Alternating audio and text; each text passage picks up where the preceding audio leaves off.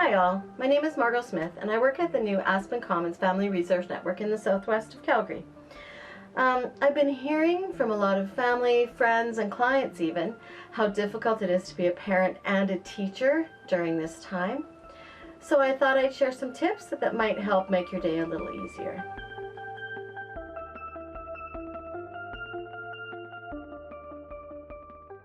First thing, really important, this is hard. This is really hard. We're all having trouble. Making this video is hard for me, and being a school teacher is hard. So it's okay. It's okay to say it's hard, and it's okay to have difficult days and some better days. So don't beat yourself up about it.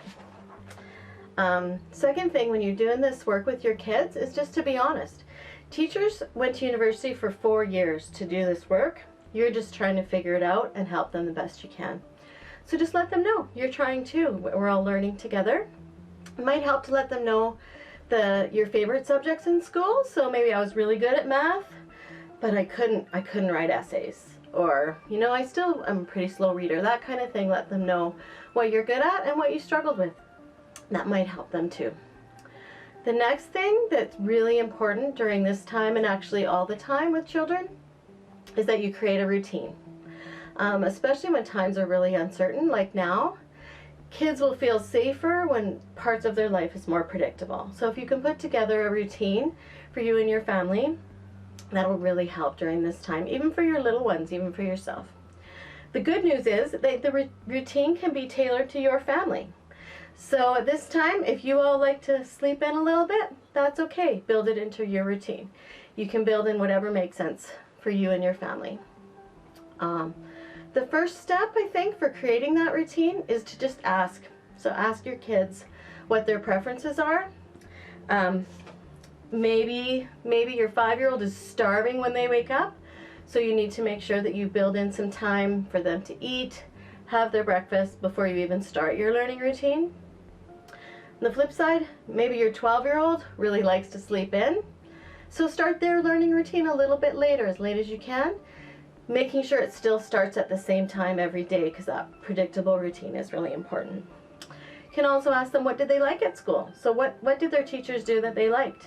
So that you know that'll probably work for them at home too, and what didn't they like. A couple things I thought about is maybe they like when a teacher is close by to help them all the time. So you could sit close by or be at your computer next door. Or maybe they just want to be left alone, and that's okay too, and then they just know how to ask for help. You also might want to ask them, what kind of breaks do they need? Do they want one really long break in the middle of the day, or do they want like 3 10-minute breaks? Either way is fine, just so that you build that into the routine. They might like background noise going on. It might help them. They might want headphones, or that stuff might make them crazy and they need super quiet. So ask them. And the tricky part is going to be different kids might need different things. So maybe different rooms or different times of day for focused projects would be really important. So just ask them. It's a really cool time actually to learn some stuff about your kids that you might not know what they like at school, what's going on. The next thing after you've asked them about all those preferences is what time restraints are there, because there probably are some things that you can't get around. Maybe you have to start making supper at a certain time. Maybe their teacher expects them to be engaged between certain times of the day, that sort of thing. So find out what those things are that aren't flexible and build those in. So once you know what they like, what's going to work, and what restraints there are, you got to write it down. Nothing's going to work if we don't know what we're supposed to do. So for little guys, they might like some pictures with their routine. So a picture of a book for reading, numbers for math, that sort of thing. When they're a little bit older, you can just throw this together like I did. Doesn't have to be fancy. Just the times when things start and when the next subject is. So just write some things down, post it on your fridge. Turns out my fridge isn't magnetic, so that doesn't work. And then if you're a really high-tech family, or you have older kids that really like to use their phones, work with that. So you can put it right in there, put in some reminders, whatever's going to work for your kids that they're going to respond to. It's really important. The next thing, so you've got your routine, you've got your written it down. Now expectations. This is to avoid conflict. Everybody needs to know in advance what's expected. So do you expect kids to be sitting in their spot at the time, or if it's 10 o'clock for math, or is that the time they start to transition? Those kind of things. Do they expect you to be close by all the time because they're doing school and they need your help? Set that up in advance, because sometimes you may not be able to be close by. Can they chat with their siblings? Can they get up to go to the bathroom? Do you expect them to finish a worksheet, or is it okay to just work at their own pace? There's really no right or wrong. It's just that everybody needs to understand in advance what the expectations are, so that there's no conflict and you're not angry, or your child doesn't feel like they didn't meet your expectations. So that's really important. Another thing is boundaries. So when does school start? When's the bell? When's it done?